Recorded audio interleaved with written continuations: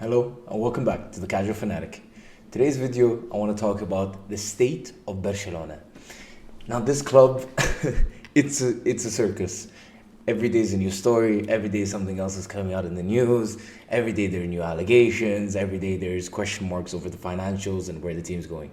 That being said, they sit top of La Liga, and the squad is in a good place, age profile wise, and everything. Move to have a team that can move forward long term wise. I'll talk about that more towards the end of the video. First, of course, just want to give a rundown on certain allegations right now. First, talk about the refereeing, then I'll talk about some of the financial situations that Barcelona have been facing over the last about a year or so. Well, realistically, it dates back almost 2 decades now. But starting off first with the referee thing. So Barcelona have been accused by public prosecutors in Spain with charges of breach of trust and allegations of paying off a referee association member to his own company. So essentially, they're saying it's around 8.54 million in payments from between 2001 and 2018 to the former vice president of a refereeing association called Jose Negreira, and the payments were to his personal company. That then means that he's supposed to have given them favorable refereeing decisions during the games during that time period. He sat on the board, I think, from 93 till 2018. But Barcelona, the way they've come out, they've replied to it. They're saying that realistically, this is a very normal thing that top clubs end up receiving allegations towards, and now the investigative part even will begin. It hasn't even begun up till now. This is just the complaint that's been lodged in, and now you're allowed to investigate and look into the details of it. But realistically, at least just my light opinion on it, I don't want to be too determinant on what the actual realistic outcome is. This is still to be determined in the courts. But from what I'm seeing, what I'm sensing in the vibe, the way that Barcelona have responded to it, I would be surprised, and it seems like more of a thing to put on more pressure and more heat on by rival clubs, especially the fact that Madrid are backing this so heavily right now. It's something that they want to put Barcelona under pressure because, honestly, it's been very impressive how Barcelona have been able to thrive this season, especially domestically, considering everything that went on in the summer and beforehand.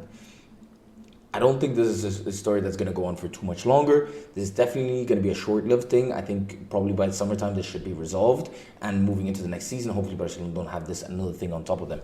Realistically, at the end of the day, it would be a fine situation, and it seems like it's something that's going to be extremely difficult to prove because it is something that will be so subjective. Because at the end of the day, this is something that's also being lodged against the ex-presidents. So it's hard to really tie it and link it into any definitive kind of action needed to be taken against Barcelona. Now, leaving that aside, going into, well, first we'll talk about the financial levers that they pulled. So over the summer, in June, they agreed a 10% deal with Sixth Street, a private equity company in the US, for selling the 10% of the future earnings for the next 25 years of La Liga TV rights to them for 200 million euros.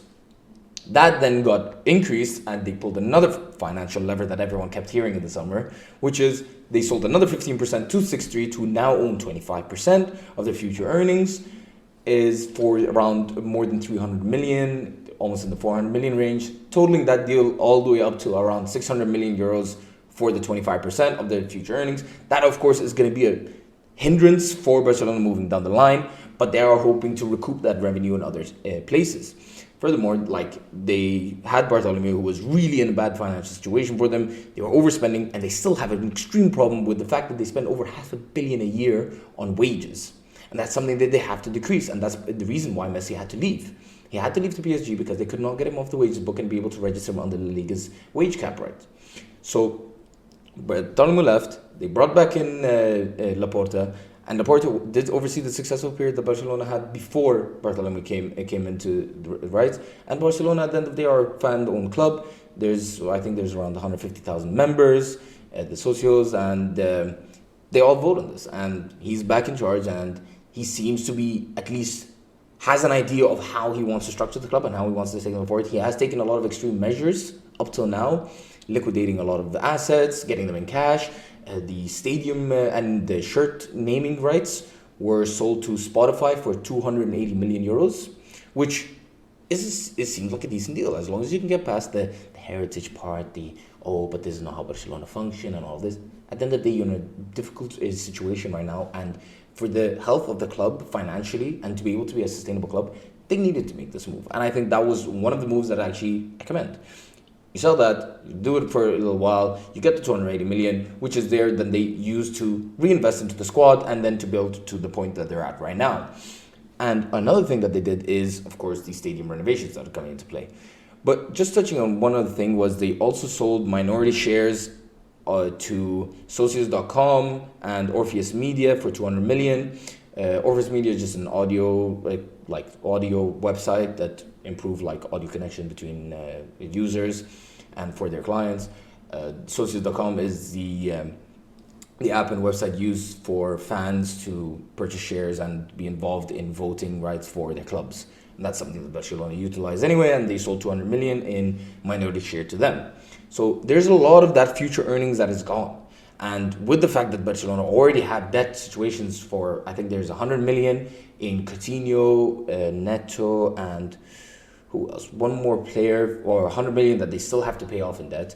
They also have the huge deal on their hands of the stadium renovation. And that's going to be the real question mark here. That and lowering of the wages. Those are the real things of how are Barcelona going to address that and how are they going to move past it. So first of all, the stadium renovation. They agreed a $1.5 billion deal, financial plan made with Goldman Sachs for the renovation of the Camp Nou. Now, the thing here is it's paid over 35 years. That was lowered 5 years. They're trying to renegotiate that to get back that amount of time to repay the debt. But it's a lot of money that's now going to be their heads with that decreased revenue over those for 25 out of the 35 years from not having the future earning from the TV. They're hoping to recoup that by renovating the stadium, where they are expecting to make around 200 million euros a year in additional revenue from getting the stadium back. They have seen a decrease in match day revenue anyway since post-COVID. Their attendance has dropped from around 70,000 down to 55,000 average, and now you're seeing that spike back up this season, which is a positive sign because bringing in that squad that people have hope in, the people that want to get behind, that's what you need. You really need the team to band together. It feels like there was a lot of disarray towards Bartolome's end of his time there. And now you're seeing Barcelona kind of transition to this new age with Piqué going, some of the old heads, probably Busquets moving on soon, Jordi Alba, even though Jordi Alba just agreed to 2024, so one more season there. Piqué, I think they offered him a 1+1 deal. So, sorry, not Piqué, Piqué's retired, but Busquets, Piqué kind of had to retire money-wise. Barcelona could not afford, and that was what they did. They deferred a lot of those salaries. The deferring of the salaries of De Jong, Busquets, Piqué, Ter Stegen was a big problem because that's more money that they're in debt to their current players, as well as the fact they had debt to for its signings beforehand. Now, let me talk about the stadium renovation. So, next year they're going to be playing in the Olympic Stadium in Catalonia.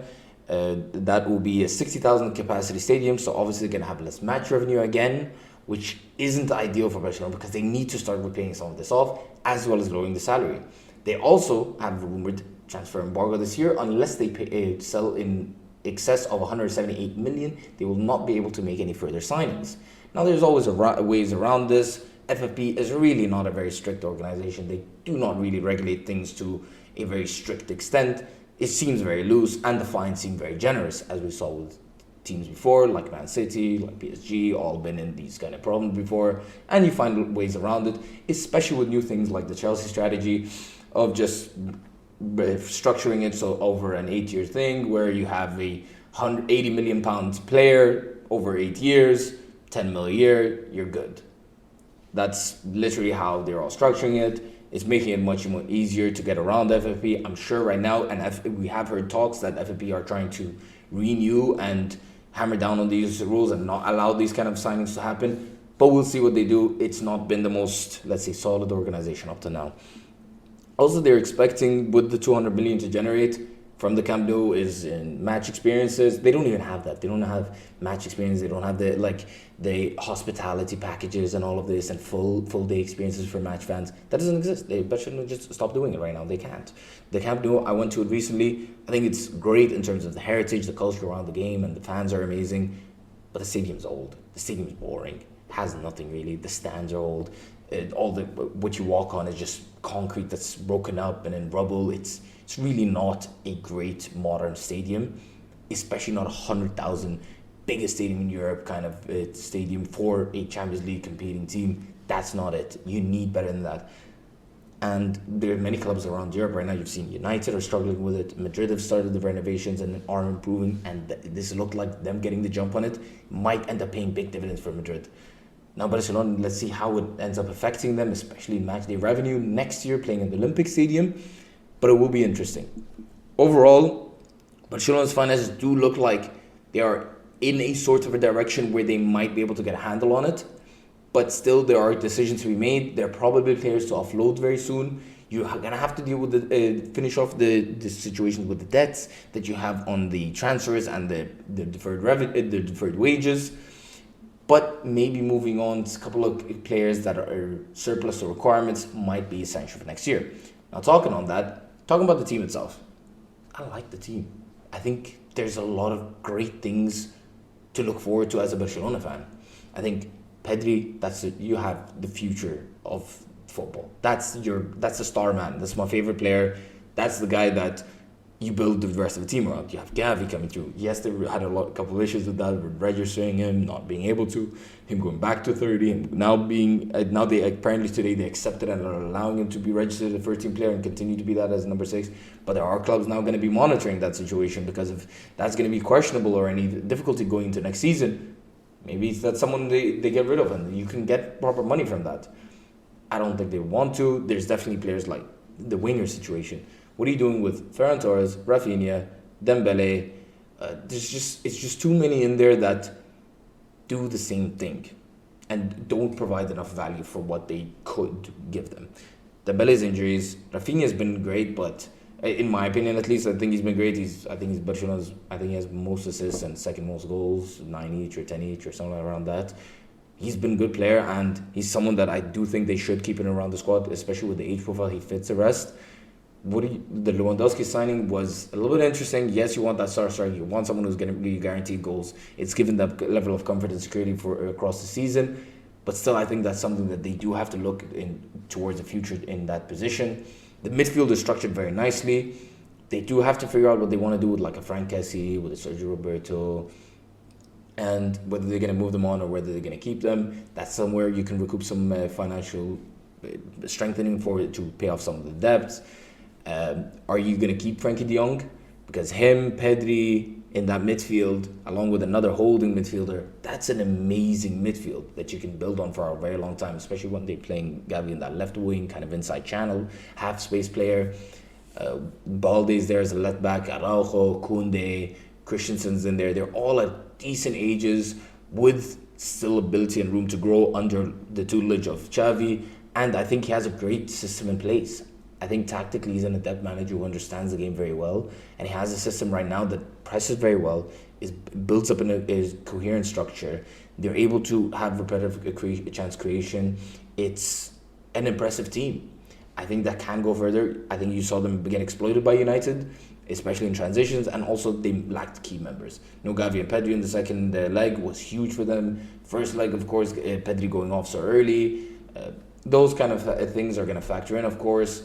We'll see what they do. Also, another one is Ansu Fati. What are you going to do with him? There's a couple of other players in and around the squad that they have to make decisions with. Why did Marcos Alonso get brought in? How do you address the right back situation? You've been switching and alternating between Araujo, Koundé, Roberto, whoever else has been playing there. That's not going to be something that's sustainable over time. I think the one thing that they have been solid in is the fact that there's talent. There is definitely talent and a team there that can compete on all fronts at a high level. But how do you then now reduce that wage bill without harming that talent too much? How do you get those replacements in, and how do you deal with that restructuring of the team in that sort of way? I think overall this is a rundown of what Barcelona's state is right now. As a Barcelona fan, I wouldn't worry too much. I'm not saying be calm yet, but it is looking on the uptick now. It isn't as dire as it seemed over the summer. It isn't as dire as it was 2 years ago when you lost Messi. The team is looking in a much better place. Enjoy your La Liga this year. Enjoy the title. And next year, they have to hit back in the Champions League. They can't be on the same level, on a footballing level. They can't be on the same level as they were this year in the Champions League. They can't keep getting done by Bayern Munich, especially not with this Bayern Munich team that is fallible. It isn't like it used to be, and the team that the 8-2 and whatever, that was a very different place. Both teams were in a very different place. Now moving forward, Barcelona need to start solving these things. It's going to be very interesting next season what we're going to do with, when you see the Camp Nou situation, the renovations, and honestly, how much that improves the city around it, because that's apparently supposed to be part of the plans as well. We'll see what happens. It's going to be very interesting. I'll keep you guys updated with anything else that happens in the Barcelona, if the referees, anything happens there on that front, if anything actually goes through, in terms of any more financial levers are pulled. This has been The Casual Fanatic. Hope you enjoyed the video. Please comment and let me know if you want more videos like this, talking about the finances, talking about the situations of the clubs. And yeah, see you on the next episode, and bye-bye.